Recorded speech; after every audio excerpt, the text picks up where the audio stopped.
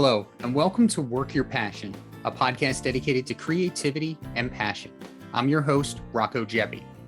Today's guest is Cheryl Broom, the CEO of Graduate Communications, a boutique-style marketing and communications agency that specializes in two-year colleges.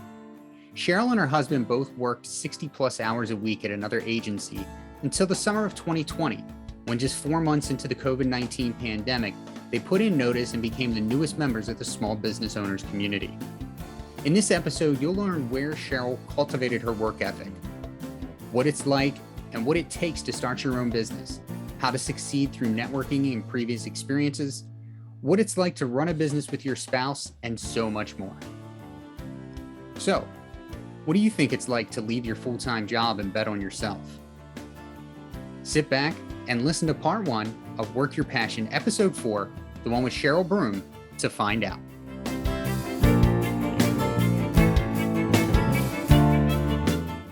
Cheryl, thank you for joining me on the Work Your Passion podcast. It's truly a pleasure to have you here today. Thank you. I'm excited to be here. Oh, that's great to hear. I like to start every interview as the late, great James Lipton, host of Inside the Actor Studio, did by saying, let's start at the beginning. So where were you born? Oh, wow. We're going way back. I was born in Pasadena, California. So it's an area right outside of Los Angeles. And I lived outside of Los Angeles until I was 12 and then moved down to beautiful Encinitas, which is a suburb of San Diego. So where I still live in the same kind of 10-mile radius as I grew up. It's a beautiful place. Excellent. Yeah. Do you have any siblings? I do. I have a little brother. His name is Casey, though he's my little brother. He is almost a foot taller than me. So I always joke I can literally stand behind my brother and you cannot see me. So one of us got the kind of the tall person genes, the big person genes, and I missed out on that. Talk to me. Tell me about your parents. My parents, well, my mom and dad are fantastic people. My dad taught 4th grade in the 70s before purchasing his dad's business, which is funny because my last name is Broom. That's my dad's last name. And the business that his father had was a janitorial company. So, people kind of match their last name with their profession. So my dad and his dad actually cleaned for a living. So last name Broom was very memorable. And my mom is amazing. She grew up in really poor, 6 siblings and a single mom, and never went to college, but is very go-getter, great personality, and has really excelled in the real estate business. So she's been a realtor for 30 years and is in the top 1% in the whole country. So has really worked hard and had a fantastic career. Yeah, I'd say she's doing pretty well. She's doing pretty well. Yeah, I'm really proud of her. She's the hardest worker I've ever seen and very passionate about her work. So if you're ever looking for a real estate agent to have on your podcast, she's a good one. That's a good thought. I'll make a little note here. Yeah. Tell us about your childhood. What was that like? Well, I had a great childhood. When we were living in Los Angeles, we used to come down to Encinitas, which is this really amazing, it used to be sleepy beach town. We came down almost every weekend and we surfed. My dad was a surfer. He taught my brother and I to surf. My mom boogie boarded. She wouldn't get on a surfboard. And after years of driving down, it's a 2-hour round, 2 hours one way, 2 hours back. My parents said, you know what, let's move. What are we doing? We love it here so much. Let's move. So my mom had just started real estate in Los Angeles. She picked up, moved, started a new real estate career down here in San Diego. And my dad commuted my entire junior high and high school 2 hours up to Los Angeles to clean his buildings until he could grow a business down here in San Diego. And then sold off his book of business in Los Angeles. But he made a big sacrifice so we could live where we wanted to live. So we bought a place a couple blocks away from the beach, and I grew up skateboarding to the beach and surfing and just had a wonderful childhood. So, yeah. That is, and I've heard the horror stories about LA traffic. Although here in the Maryland area, the traffic is not much better. But I have definitely heard the horror stories of LA. It, it is true. They're true. It is terrible. And for my dad, he was lucky because my grandpa and grandma lived up in LA. So he would drive up Monday morning and come home, Mhm. Friday afternoon. So my mom pretty much had to do everything for years until he was able to grow his business down here in San Diego. So What did you learn from that? I mean, obviously your dad's still a part of your lives, but yeah. those 4 days, give or take, what did you learn from your mom having to do that? Oh my gosh, it's funny because I have a teenager now. He's almost 14, and I literally think that I only exist to drive him around. Like, and I remember this being the same way with my mom, where I was the center of my own world. I don't think I realized my mom was her own person until I went to college. And then I was like, wow, my mom's actually pretty amazing, like pretty amazing person. But I think now that I own my own business, I look back and see how hard they worked Mhm. and how much they believed in their own abilities. I mean, they took a huge risk. And I remember in the 90s, the real estate market crashed. My dad's trying to build his business here in San Diego. He's driving up to LA. My grandpa was still working at that time. So there were really two owners of that business. And there was nothing, there was no real estate sales happening because it was the recession. And we were a very active family. So we surfed. My dad had a ski boat, and we went to Mammoth. We snowboarded. Every year we would take a week vacation to go snowboarding. And my parents actually cashed in my dad's life insurance policy because they ran out of money. And they said, we go snowboarding every year, and this year is not going to be any different. So we're cashing in dad's life insurance policy and we're going boarding. And I look at that now, I'm like, that was insane. I don't know. I'm much more fiscally conservative. So I don't know if I would do that, but there wasn't a fear there. There was a tradition, and they were going to make it happen no matter what. And they weren't afraid. And I think that is probably the biggest takeaway for me was they knew what they were going to do, and they went out and they did it. And they've been tremendously successful. It's a great story, and now at this point, fortunate enough to kind of follow in their footsteps and own your own business. Prior to that, though, you were the president of Interact Communications, a marketing and communications agency for 2-year colleges. You were there for 3.5 years. Then in July of 2020, about 4 months into the COVID pandemic, you launched Graduate Communications. Talk about why you started your own business. Yeah, so the pandemic, I think, brought a lot of things to light, right, to a lot of people. And we've heard of the Great Recession, people quitting their job, work-life balance. And I had been working, 60, 80-hour weeks during the pandemic with both my children home. And my husband worked for the same company. And we just were like, why are we doing this? What are we getting out of this? Is this the balance we want out of our life? Is this the type of environment we want to work in? And we just decided, we can do this on our own, and we can work the way we want to work. And he had always owned his own company or been a consultant. So he'd been a singular consultant for about 20 years doing internet marketing.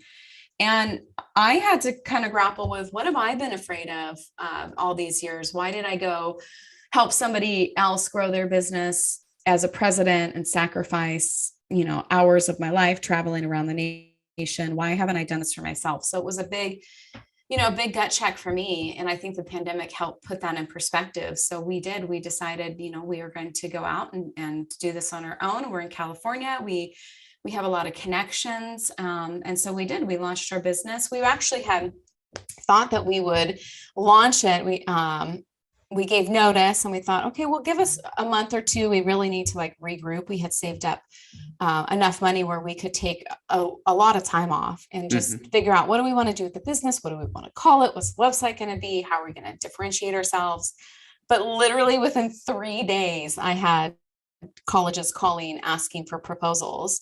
So we we're like, oh my God, we got to figure this out right now. We like threw up a website, I got some email addresses, made some letterhead and like Microsoft, what's that, like publisher? Like just like, I didn't even have a personal computer. We like ran to the Apple store and we were up and running by Friday. So it was just a couple days. So it ended up happening really fast. And then the business just grew from there. That's an amazing story. I really appreciate you sharing that. And I love the part about the connections, because sometimes we get so lost in what we're doing, whether it's our 9 to 5 or, our side business or whatever, that we forget these connections that we're making along the way can and oftentimes will help you in the future. Oh, definitely. And that was, I think our first contract with someone who was like, wow, I'm so proud of you. We have this project that we've been sitting on. What do you think about taking on this project? Because they wanted to help. They did want to help grow the business. And I was like, yes, and then from there, it having connections helped tremendously. My business focuses on college marketing, and I've worked in the college space now for almost 20 years. So I know college presidents and I know marketing directors and have a lot of relationships. So having that niche has been tremendous. So I think, networking and having a network of people when you're starting a business can really help you be successful. But it's not just about relationships. You have to be capable, because the relationships will only open the door, and then you've got to do the work too. Sure. So.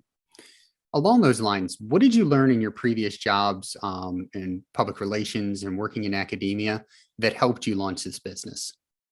Oh my gosh. Well, I think the first thing is colleges are huge bureaucracies. And it took me a long time because I used to be a news reporter. That was my first job out of college, was I did television news. And we had a deadline, like every day I had a deadline. My first job was actually the morning show producer. So I came in at 3 a.m. and the show was at 6. So I produced the show. And if you don't get your work done, then the anchors have nothing to read. There's no newscast. It's like your stuff has to be done at 5:45. Right. And then I became a reporter, and I had to turn in at 3 p.m. my tape, because we did our own editing and everything, our own filming. And then I became an anchor. So everything was like timed. That was all timed, like 3 o'clock deadline, 4 o'clock deadline, makeup on at 4:45, sound check. Like you couldn't miss deadlines. And then I moved, I had a job in between that and the college. And then I came to the college, and everything just slowed. And here I am at this pace, like, oh my God, I gotta go. Like, I've got deadlines. This press release got to get out. Like, I want to interview people. I have to write this for the president, things. And it doesn't work that way. And it was very frustrating. It was frustrating to slow down. And it took me a couple of years to realize that my college, and I think this might be true for where your college and other people who work in universities or higher ed, the value is not on the task or the completion. The value is on the collegiality of getting there. So the process is valued a lot higher than the outcome. Yes. And once I realized that and embraced that the process was going to matter so much, then I could slow down and I fit in a lot better. Absolutely. And now that I own my own business, it's really an interesting dichotomy, because I realize that people they hire us to get things done fast because they can't get things done fast themselves. So I tell clients who are like, oh, I don't know if I want to hire an agency to help me. The best thing that we give is time, because you can go and focus on the process and the meetings, and then we can actually do the work. Right. And that has been a great selling point for the business, is that we are your partners to get the work done. Yes. So you can do what's important to your institution. Yes. So it's a really good point. And that is exactly what that world of academia is about. It's about the process. And then, of course, as we all know, the most important thing is the bid. That is also also up there on the priority list. Yeah, the bid. Absolutely. The bid. I hate bids. And actually, that's one thing that I might change for this year, and I implemented. I actually don't bid anymore. I don't go out to bid unless I'm invited. I used to, at my old company, write bids. We got a lot of work that way. I mean, a lot. The company grew. I don't even know. I can't do percentages, but it was tremendous, the growth. And a lot of it was from participating in bids. But what I've learned since is they're time consuming. 50% of the time they're pointless because they're rigged, and they've been rigged for me too. Like I'm taking full credit. Like I had a client once put out a bid on December 22nd and have it due December 26th because she didn't want anyone else to bid but us. So there are rules that are being bent all the time. So I tend to not bid unless there's a personal invitation. I know somebody at the college and they've said, we want you to bid on this. Otherwise we only do proposals, scopes of work. So it's not a bad way to go. For people who wanting to get into the agency life and government, you will be bidding, and it is a nightmare. Yes. It is, especially once that control leaves your hands. Like once that bid is submitted and you have no control over that, that is where the anxiety starts to set in. Yeah. And a lot of times too, what I don't particularly like about the bidding process is they're asking you to give all of your strategy for free. So you're writing up what you would do for somebody without getting paid to actually do it. And then there are bids where they want you to actually do collateral development, like pitch us a new slogan or pitch us a new brand. Like now you're asking to pitch. So then you've got to have your designers, your video guy, your writers come up with something for free. And there's nothing preventing the college from canceling the bid and taking your work. You actually have to sign that the work becomes part of public record. So it's a very, I understand the process. It's supposed to be for fairness and to protect government funds, but I don't agree with all of with the process. So. Yeah, I know. I see your point. It's a good point. Yeah, it's a good point. It's the world we live in, though. Out here in California, and we don't have such high thresholds, so not a lot has to go out to bid. Only huge projects. So that has made the business, my business, be able to grow easier. And then because of COVID, the bidding process has actually been waived if you're doing work that helps with COVID recovery. So for my business that focuses on enrollment marketing, about 75% of the business is enrollment marketing. That's all COVID related. And colleges are down 10, 15, 20, 30% in enrollment. And because we're helping them regrow and retain students, we are able to kind of get around those bid limits because it's COVID recovery. So it's been a big bonus for the business as well. Excellent. Yeah. Explain why you're so passionate about college marketing and communications. Well, I always have been passionate about communications. That's been my entire career. I've been, a reporter, a producer, a spokesperson, a marketing director. So that portion of my job is what I'm really passionate about. And then I spent 12 years at a community college.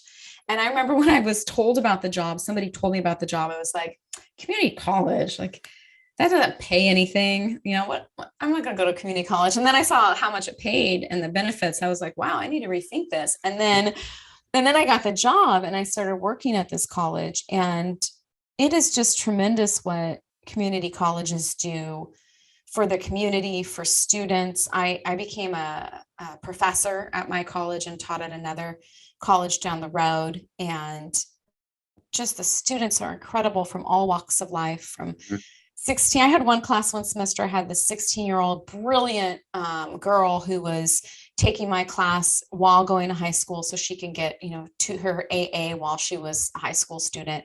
And then I had a 74-year-old retired Marine who just wanted to take the class. So it's just this amazing blend of people, and I just loved it. And so I thought, for my company, what a great blend of what I love, and what a great message. Like, we're not out selling, cars or beauty products. We're out selling education, which is a wonderful thing. Yeah, it is very different. And I think it's great to see where the communication and publicity aspect has come to. When I started as a freshman in college, I went to a community college, and this was in the late 90s. And I'll never forget my first evening history class. there were teenagers, 60-year-olds, 50-year-olds, and that was my first experience with, oh wow, this is really a melting pot of a place. You're getting a good education, and you might have somebody that you're going to learn a lot of things from, not even related to this class, just because they're generations ahead of you. It's really a different atmosphere as far as education.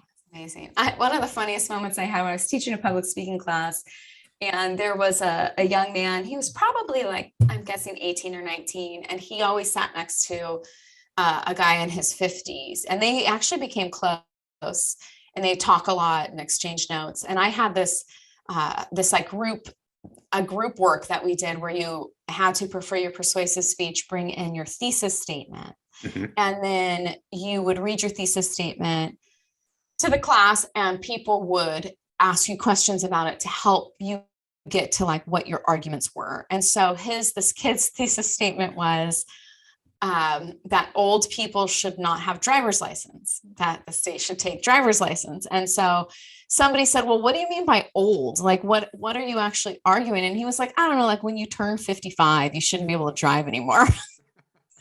And this guy who's been sitting next to me the whole semester's like, dude, I am 55 years old. And he's like, what? You're 55. It's so funny.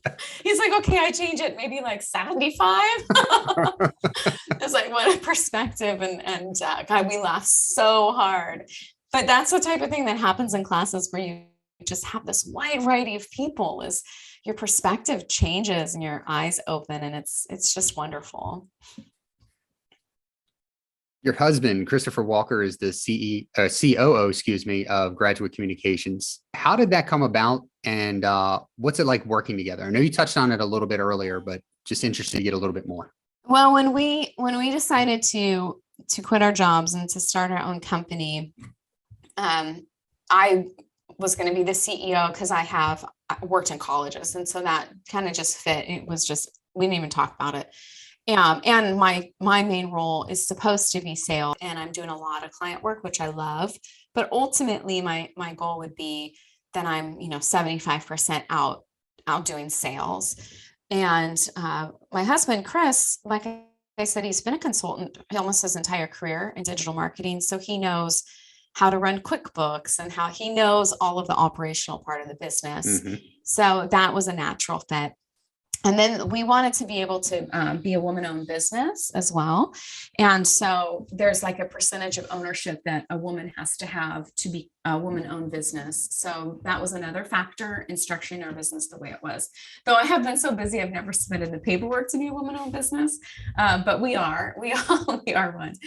And working with him is actually fantastic. Somebody at our gym asked me once, like, what's the secret to a good marriage? And I think it's liking the other person. Like, we really like each other. So we get along really well. He's very funny. He's got a great sense of humor. And our jobs are different enough that we're doing really different things. So we might intersect on some things, but I'm out with the clients and doing the sales, and he has some clients he manages too. They don't have anything to do with me. I only see his work when he showcases it to the company sometimes. And, he's doing billing and payroll. And so we have two different jobs, and we respect each other's jobs. The hard part is not talking about the business all the time. It's like a third child, so that's a challenge, is not having it overwhelm us. So we try to do fun things where we're not constantly either talking about our children or the company. But it's great. I like it. And then another good thing is he works from home, and I'm in my office. I actually have an office, and my office is by our older son's school. He goes to a private school that's about 20 minutes away from the house. So I got an office to be close to his school to cut down on the commute. And I love being in an office. Everybody else on our team works from home, and I completely support that. But I like that separation. And I like coming somewhere and leaving and closing the door and having it stay here. So yeah.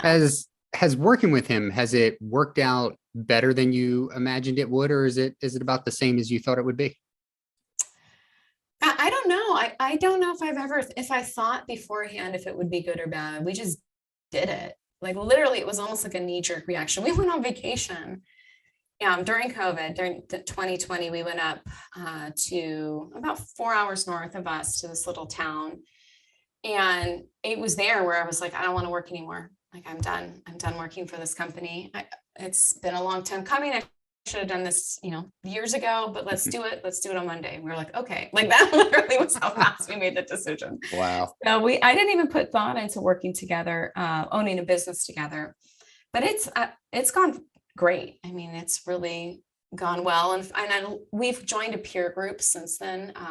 It's a fantastic group where we meet with other agency owners twice a year. And there's a couple other agency owners who are married. And so it seems to be a pretty common model in our line of work because of the complexity of the organization. I think it's a successful model.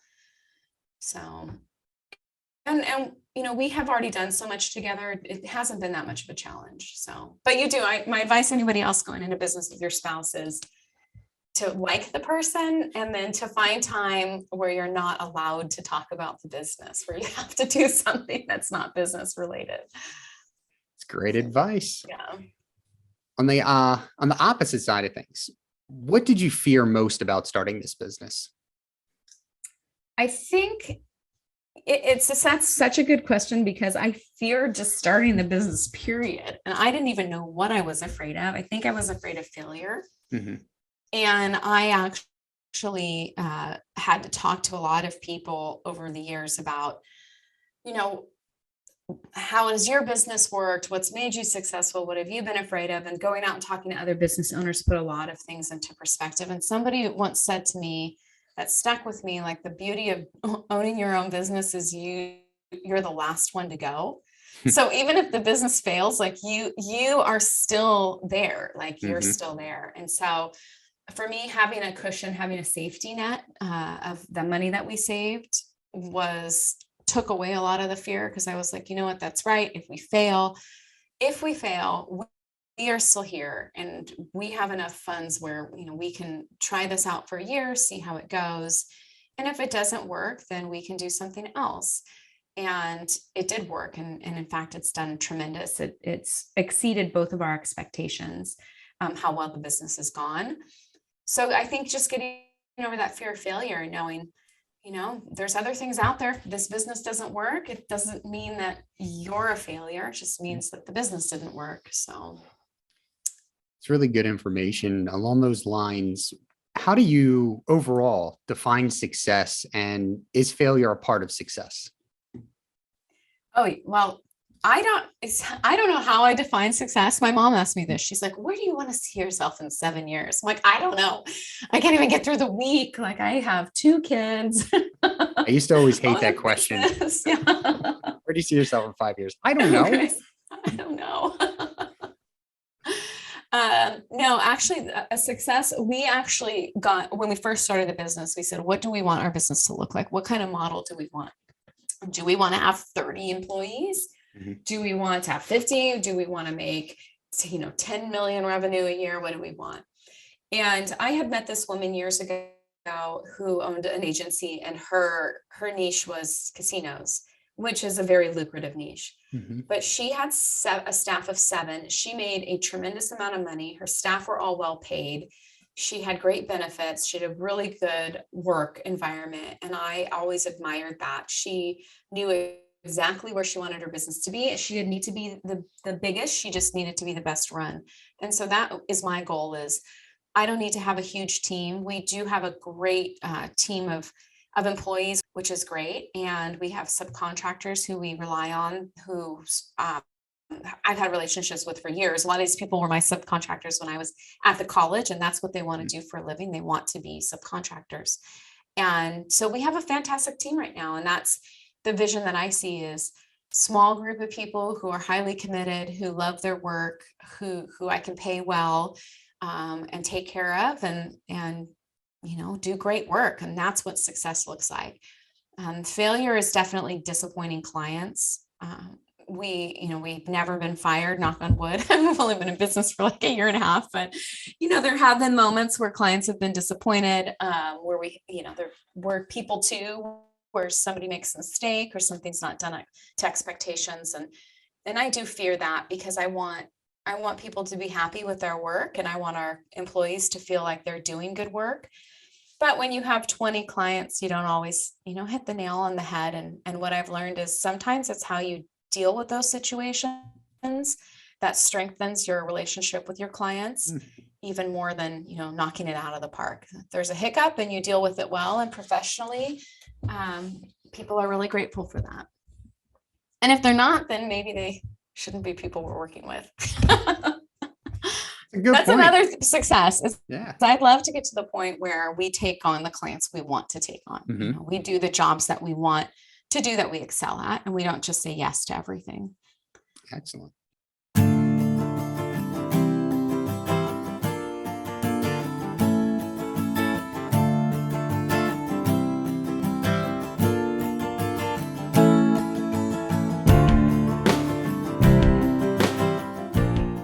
Thank you for taking the time to listen to part 1 of Work Your Passion episode 4. I know your time is valuable, and I'm honored that you dedicated a piece of it to my show. I hope you enjoyed the first part of my conversation with Cheryl. Want to know when part 2 will air? Sign up for the Work Your Passion newsletter using the link in the show description. My newsletter will not only link you to new episodes, but I share a small summary as well.